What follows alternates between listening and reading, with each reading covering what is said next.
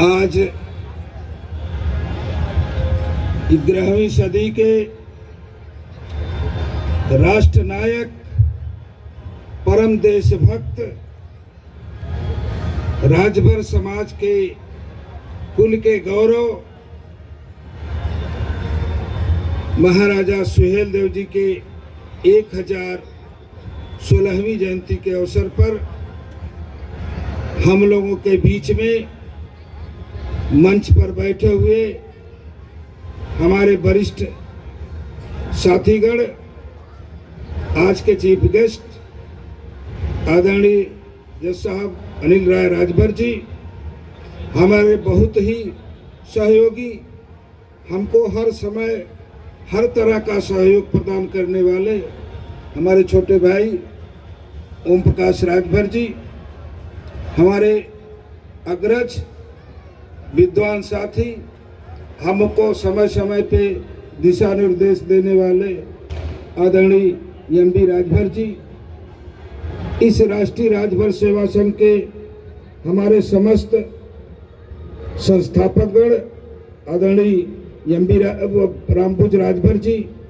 आदरणीय राजपत जी, आदरणीय पुरुषोत्तम जी, बंसराज जी और यहाँ पर उपस्थित हमारे राष्ट्रीय राजभर सेवा संघ के वर्तमान अध्यक्ष भाई अनिल राजभर जी, महामंत्री भाई अखिलेश जी और समस्त पदाधिकारीगण, साथ ही साथ हमारे बहुत अच्छे मित्र, पुराने सहयोगी, पहले से हमारा हर कदम पे साथ देने वाले पूर्व अध्यक्ष आदरणीय दयानंद भारद्वाज जी, भाई राजकुमार भारद्वाज जी, संचालक जी, अंगिरा मुनि जी और हमारे प्रमोद राजभर जी, हमारे साथ चल कर के आए आदरणीय कैप्टन सुरेश राजभर जी और मंच पर हमारे इंजीनियर साहब नरेंद्र जी, हमारे पुराने साथी गोपाल जी, तमाम हमारे मंचस्थ जितने भी साथी हैं, उनका तहे दिल से मैं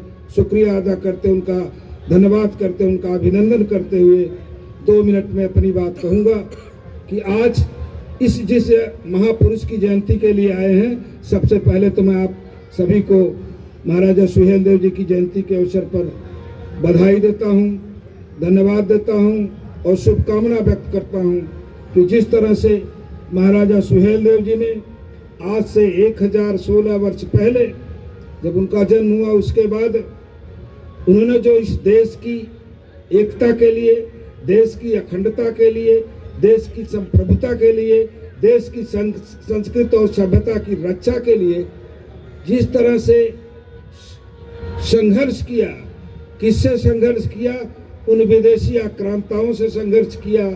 कब संघर्ष किया? लगभग 1000 वर्ष पहले संघर्ष किया।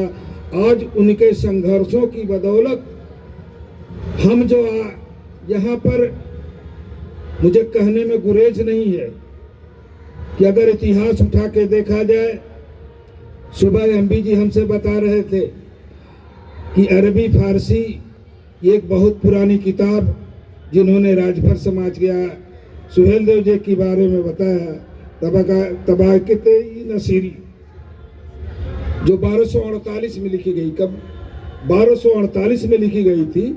उसमें भर जाति को बरतुह कहा है, बरतुह, और ये भी लिखा है जब वो मिस्टर नेविल, जब अंग्रेज अफसर थे, उन्होंने अपने पुस्तक में उस बरतुह को भर लिखा है, उसका अनुवाद करके।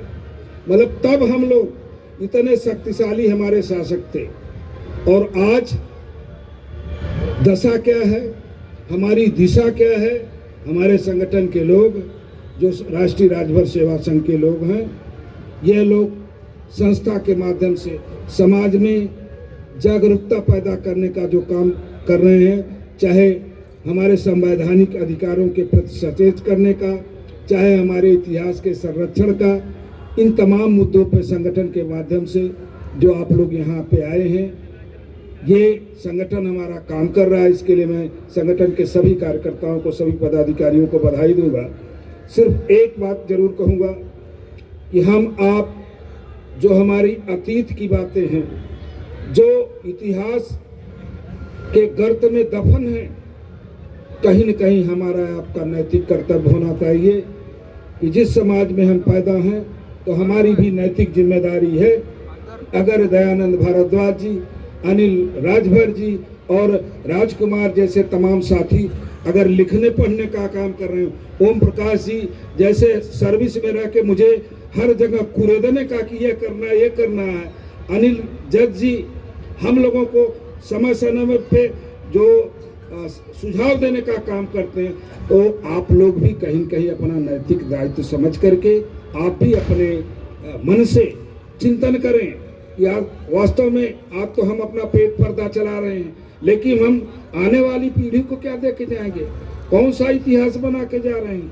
तो इसके लिए हमको भी जरूरी है कि जिस लायक हैं, जितनी हमारी क्षमता है, अपना रोजी रोटी पेट पर्दा चलाते हुए हम भी इस देश के वासी हैं। हमारा राष्ट्र धर्म सर्वोपरि है। राष्ट्र धर्म के बाद हमारा किस तरह से हमारी समाज का कल्याण होगा, इस पे भी आपको चिंतन करना होगा, मनन करना होगा। और इस लोकतंत्र में लोकता भी है। दिनेश जी बता रहे थे कि लोकतंत्र में सबसे बड़ी ताकत क्या है। आज लोकतंत्र में संविधान है, संविधान में नियम कानून है।